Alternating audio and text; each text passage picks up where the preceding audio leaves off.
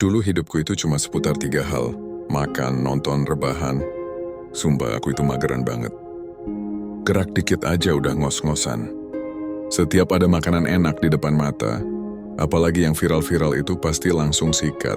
Nggak peduli kalori, nggak peduli porsi. Bagiku makanan itu sumber kebahagiaan. Akibatnya, ya badanku melar kemana-mana. Berat badanku jauh di atas ideal, dan aku jadi yang paling besar di antara teman-temanku. Awalnya aku cuek, bodo amat, yang penting aku happy. Tapi lama-lama kecuekan itu luntur juga. Bukan karena aku jadi nggak suka sama diriku sendiri, tapi karena omongan orang lain. Setiap kumpul bareng teman-teman pasti ada aja yang nyeletuk. Ih badan lo makin subur aja. Atau awas kursinya patah loh, sambil ketawa-tawa. Mereka mungkin nganggapnya bercanda, tapi buat aku, itu kayak ribuan jarum kecil yang nusuk ke hati. Sakit banget. Pelan-pelan aku jadi minder, nggak pede, dan mulai benci sama pantulan diriku di cermin. Aku jadi sering nangis sendirian di kamar mikir, salah ya punya badan kayak gini. Sampai suatu malam setelah lagi-lagi diejek di grup chat, aku natap cermin lama banget. Aku lihat mataku yang sembab karena nangis, dan di situ ada sesuatu yang patah tapi sekaligus tumbuh. Aku capek dikasihani, capek direndahkan, dan yang paling penting aku capek membenci diriku sendiri. Malam itu juga aku putusin, cukup, aku harus berubah. Bukan buat mereka, tapi buat diriku sendiri. Aku mau buktiin kalau aku bisa lebih dari sekadar bahan ejekan mereka. Besok paginya aku langsung browsing.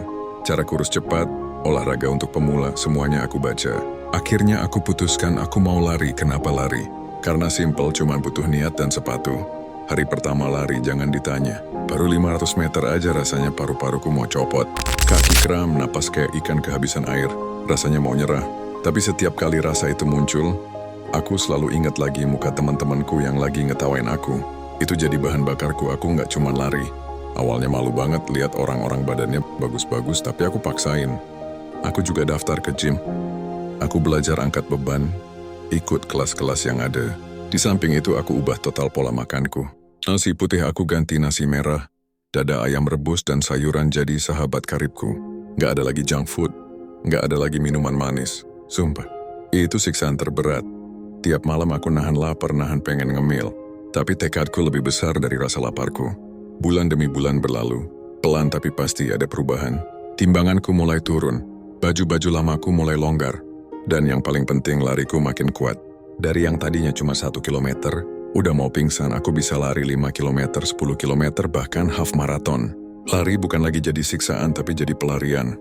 Saat aku lari, aku merasa bebas, kuat, dan berkuasa atas tubuhku sendiri. Suatu hari temanku ngajak iseng daftar full marathon. 42 kilometer, gila kan?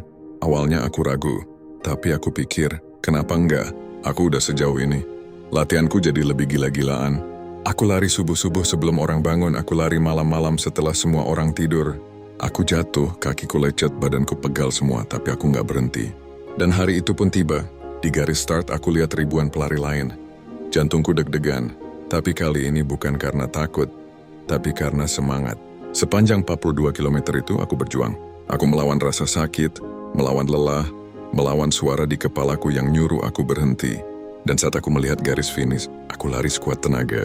Aku nggak cuma menyelesaikan maraton pertamaku, aku jadi juara. Juara di kategori wanita.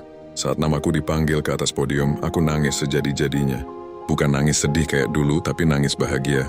Aku pegang medali emasku, dan aku lihat ke kerumunan. Aku nggak lagi cari muka teman-temanku yang dulu ngejek aku. Aku cuma lihat diriku sendiri. Wanita yang dulu benci sama badannya, sekarang berdiri di sini sebagai seorang juara. Perjalanan ini mengajarku satu hal. Jangan pernah biarkan omongan orang lain mendefinisikan siapa dirimu. Kekuatan terbesarmu itu bukan datang dari pujian mereka, tapi dari tekadmu untuk bangkit saat kamu dijatuhkan. Dan sekarang, lari bukan lagi caraku untuk jadi kurus. Lari adalah caraku untuk merayakan hidup.